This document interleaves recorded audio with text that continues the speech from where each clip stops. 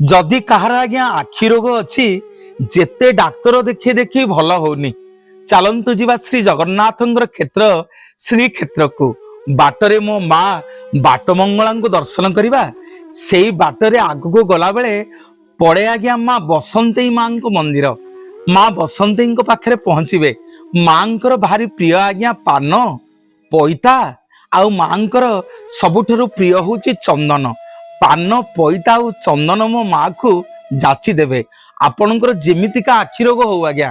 doctor आपन को फेरई देइछंती अनेक औषध खाइलेनी भल होनी मो माँ बसंती कृपारू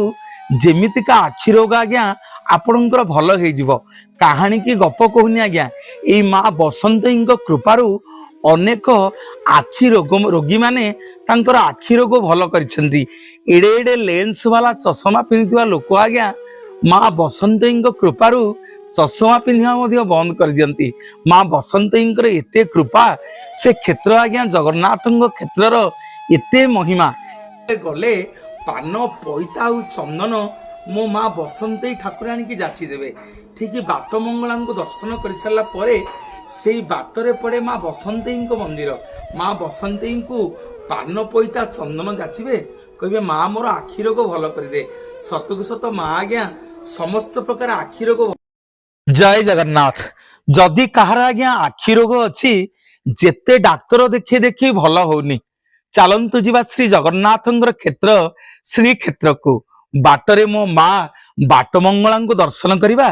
से बाटरे आगू गला बेले पड़े आज्ञा माँ बसंती माँ को मंदिर माँ बसंती पाखे पहुंचे माँ भारी प्रिय आज्ञा पान पैता आउ माँ सबुठ प्रिय हूँ चंदन पान पैता और चंदन मो माँ को जाची देवे आपणकर जेमितिका आखि रोग हो आज्ञा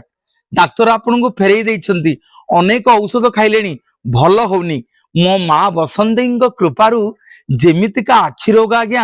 आपणकर भल हो जिवो कहानी की गप कहूनी आज्ञा ए माँ बसंती कृपारू अनेक आखि रोग रोगी माने तांकर आखि रोग भल करिसेंती एडे एडे लेंस वाला चश्मा पिंधिवा लोक आज्ञा माँ बसंती कृपारू चश्मा पिंधा बंद कर दियंती माँ बसंती एते कृपा से क्षेत्र आज्ञा जगन्नाथ क्षेत्रर एते महिमा गले पान पैता और चंदन मो माँ बसंती ठाकुराणी की जाची देवे ठीक बाट मंगला को दर्शन कर सारा पर से बातरे पड़े माँ बसंती मंदिर माँ बसंती को पान पैता चंदन जाचिबे कहे माँ मोर आखि रोग भल कर दे सतकु सत माँ आज्ञा समस्त